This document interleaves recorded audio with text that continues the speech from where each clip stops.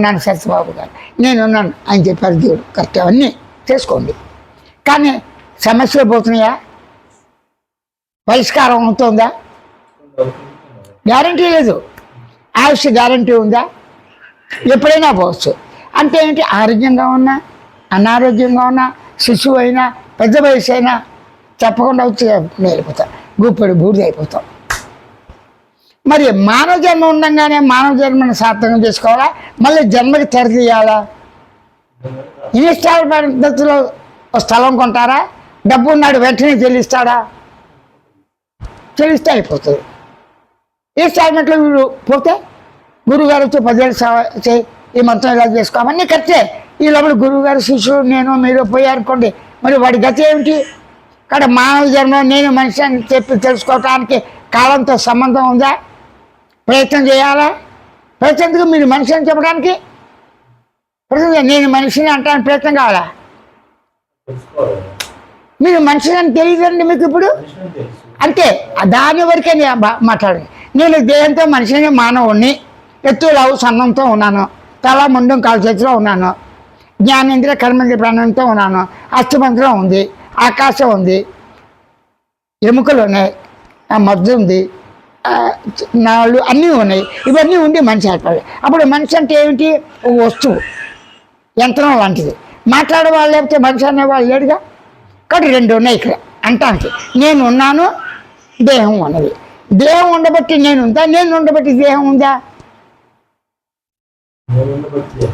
అంటే నేనంటే ఎవరు? నేను ఎలా ఉన్నది ప్రశ్న వేసుకోండి. నేనంటే ఎవరు?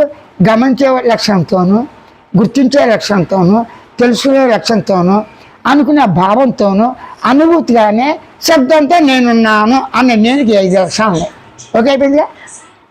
ఏ లక్షణం ఉన్నా వ్యవహార జ్ఞానంలో ఏ పని చేసినా చేయకపోయినా ఆ పనిచేసేవాడు, పనిచేసే ఫలితం, కర్త కర్మ క్రియ తానే కదా.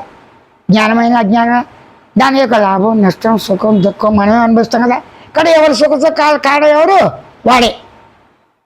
వాడు తెలుసుకుని ఆ సుఖతో కాళ్ళని తప్పించుకుని శాస్త్రమైన నిత్య ఆనందాన్ని పొందాలి, ఆత్మజ్ఞానం పొందాలి. ఇది అందరూ చెప్పారు గురువులంతా. కానీ అందరికీ సులభమైందా? దుర్లభం. సరే, అలా ఉంటుంది. ఇప్పుడు ఇక్కడ రండి.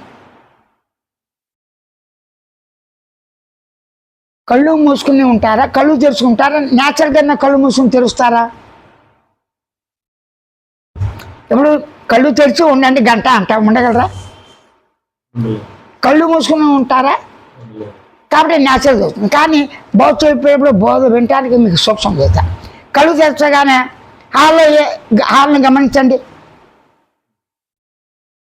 ఫ్యాన్ ధ్వని అన్నీ వచ్చేప్పుడు ఆకర్షిస్తున్నా. ఓ పాము వచ్చి ఎండలో పాము ఉంటారు, మీ తాలూకాలు ఫోన్ రావచ్చు. అదే కళ్ళు మూసుకుంటే అంత వస్తాయా? కాబట్టి ఫస్ట్ కళ్ళు మూసుకోండి 1 నిమిషం. కళ్ళు మూసుకొని మీరు గమనిస్తున్నారు కదా. మీ శరీరానుభూతి మీకు ఉన్నదా లేదా?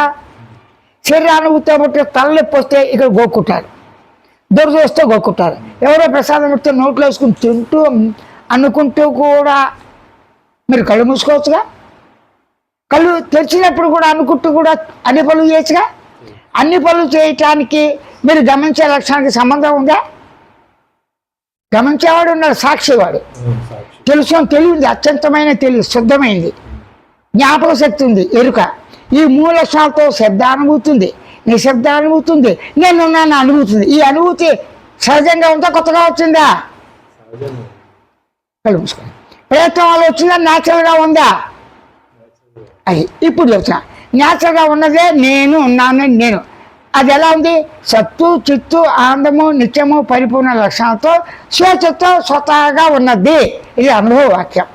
కానీ మీకేమవుతుంది? దేహంతో ఉన్నప్పుడు ఒంటరిగా ఉన్న, పెళ్ళైనా కాకపోయినా పుట్టుకలాగా అవుతూ ప్రతి విషయంలో నేను నాది అనే భావంతో అజ్ఞానం కావచ్చు, జ్ఞానం కావచ్చు, స్ట్రెస్, కోరికలు, ఇది కావాలి అది కావాలి, తీరో టెన్షన్ ఉందా లేదా? ఈ టెన్షన్ ఎలా తప్పించుకోవాలని ప్రయత్నిస్తారా? ఆ టెన్షన్ ఉన్నప్పుడు కూడా మీ స్వరూపం ఉందా లేదా? మీ స్వరూపం ఏంటి? సత్తు చిత్తు ఆనందం నిత్యం పరిపూర్ణం, స్వేచ్ఛ పరిపూర్ణం. అలాగే ఉండండి. తెలివిని తెలుసుకోవడానికి ఉన్న తెలివి చాలుగా. తెలివి అనుభూతిగా ఉంది, సహజంగా ఉంది. దాని ఫోటో తీయలేరు, వెళ్తూ చేయలేరు. జ్ఞాపకాన్ని ఫోటో తీయలేరు, శబ్దాన్ని ఫోటో తీయలేరు, గమనించే లక్ష్యాన్ని లేదు. అంటే గమనించే లక్ష్యంతో మిమ్మల్ని మీరు గమనిస్తూ శరీరాన్ని గమనించారు, శరీరాన్ని గుర్తించారు, శరీరాన్ని చూశారు, ఆకలి దప్పులు గమనించి గుర్తించారు. దానిలో పడిన కొద్దీ మీకు ఏమవుతుంది? స్ట్రెస్ ఎక్కువ అవుతుంది. మరి ఆకలి దప్పులు లేకుండా ఉండగలవా? పోనీ ఆకలి దప్పులు అన్నీ బాగున్నా వయసు వచ్చిన కొద్దీ ఎప్పుడు పోతానో భయం. అంటే భయం ఆందోళన ఉంది.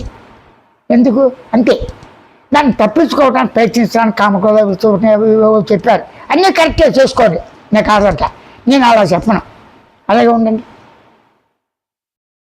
తెలివిని తెలుసుకుని గుర్తించి గమనించి అలా ఉండొచ్చుగా.